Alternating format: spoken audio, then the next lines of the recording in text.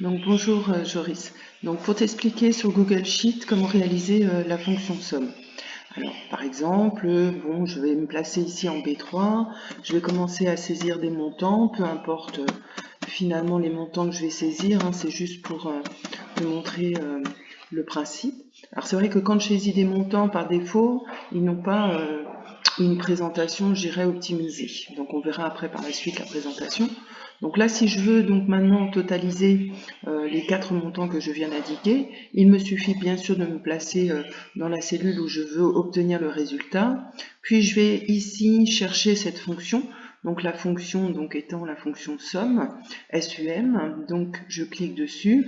Il me propose donc maintenant de lui indiquer les valeurs que je vais donc sélectionner dans cette fonction somme. Donc là je sélectionne finalement les 4 montants que je viens d'indiquer précédemment et je valide avec la touche entrée du clavier pour obtenir le total. Alors, si je regarde bien ici dans cette cellule, donc la cellule B7, j'ai bien et je visualise bien sur ce qu'on appelle la barre de formule la fonction somme qui lui précise bien donc que je veux effectuer le total des cellules de B3, B6. Par contre, si je me se positionne dans une cellule où j'avais saisi un montant, je vois bien le montant donc finalement ici que j'ai saisi. Alors pour ces montants d'ailleurs, pour l'ensemble des montants, que ce soit les montants donc saisis ou les montants obtenus par cette fonction somme, je vais pouvoir maintenant lui demander, ça c'est le plus important aussi, une présentation plus optimisée. Alors c'est vrai que sur Google Sheet, on n'a pas la même présentation finalement que sur Excel.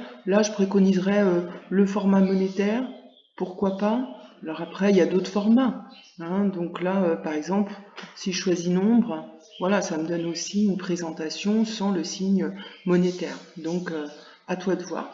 Après, qu'on comprenne bien aussi, si jamais par la suite, dans des colonnes suivantes, d'autres montants, donc là, voilà, je saisis d'autres montants, peu importe aussi là encore le montant, c'est juste pour un exemple.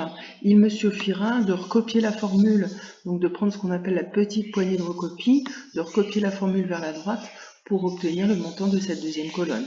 Maintenant, il est certain que je vais devoir réappliquer le même format à ce moment-là pour une question de présentation, optimiser un petit peu les montants. Donc voilà, j'espère avoir répondu à ta question sur comment utiliser la fonction somme.